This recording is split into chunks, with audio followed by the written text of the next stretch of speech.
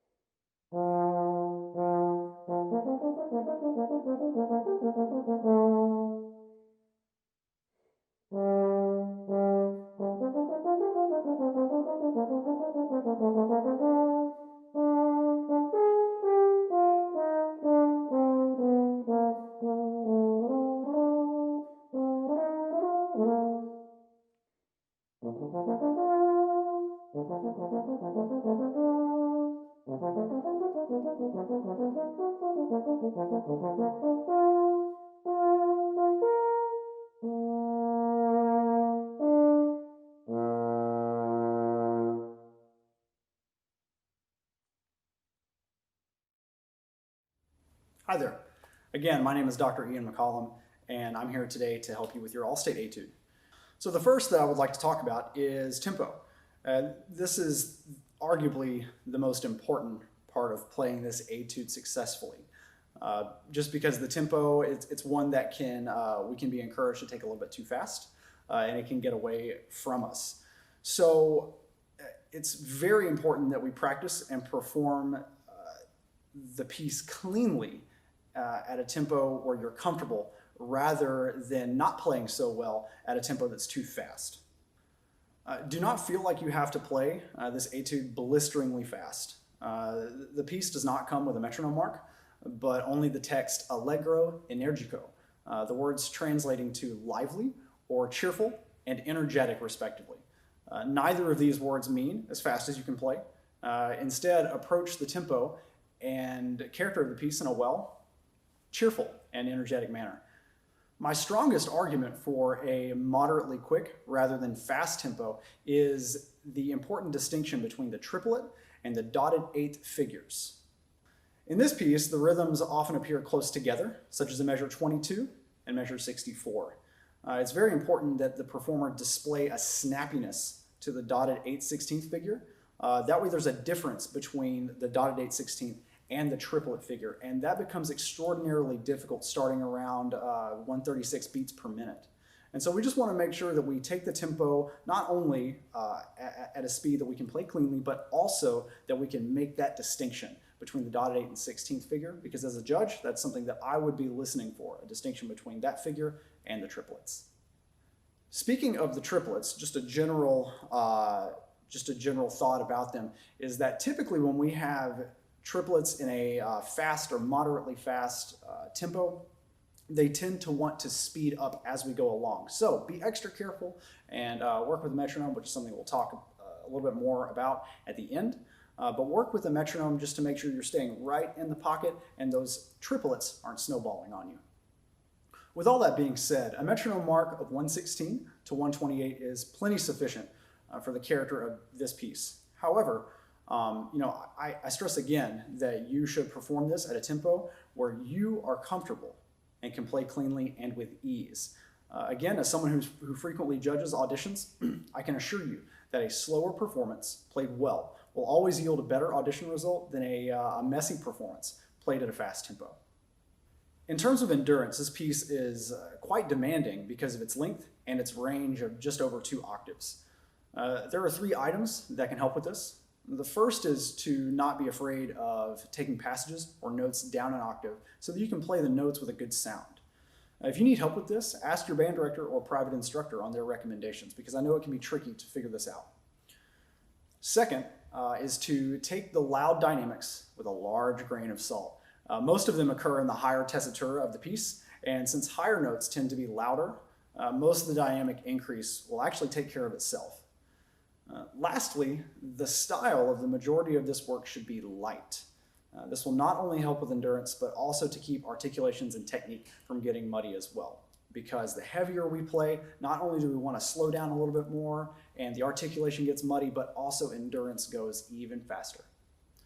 Most of this etude involves playing with great and sort of flashy technique. So we want to take advantage of the middle cantabile section to display great phrasing and lyrical style in contrast to the material that happens around it. The terms in this section are very important because they notate how we should play and how we should approach the music. So we should write the definitions in the music so we know what to do when we practice. Cantabile, of course, denotes a singing style, and molto espressivo tells us to play very expressively. So make sure that we do that when we play. A tip that I have for this section is to approach it in a slow 2 rather than a fast 4.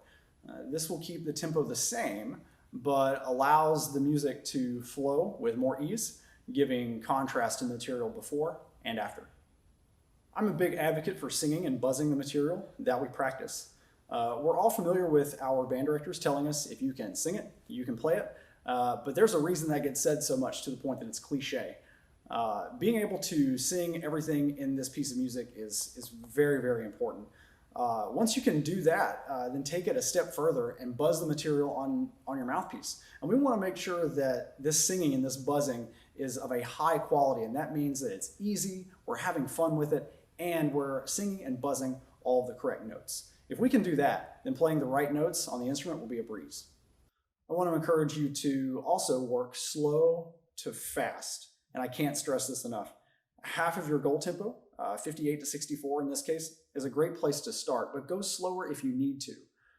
This is exactly how I started practicing this piece at half tempo. Once you can play comfortably at half tempo, slowly speed up the tempo over several weeks until you reach your desired speed. Do not be afraid to slow down passages again in the weeks leading up to your audition. This is a useful strategy that I've gotten a lot of benefit from in the past. I would also encourage you to practice the triplet passages with just air and valves. This will ensure that the rhythm is in the fingers, so to speak, when you play, and that the airflow is nice and relaxed. Most importantly, we want to include full run-throughs of the piece in our practice to help with endurance, but resist the urge to use this as your only practice strategy. Primarily record yourself playing 2 to 4 measures at a time, then listen back and identify one thing that you can do better and spend the next few minutes fixing that one thing. Most importantly, I want to encourage you to have fun with your practice, your preparation, and your audition. It's very important that we remember that we play our instrument, we don't work our instrument, and this is something that's supposed to be fun and enjoyable. So please, by all means, have fun with your 2020-2021 NCMEA All-State audition. I hope this video helps you, and thanks for watching.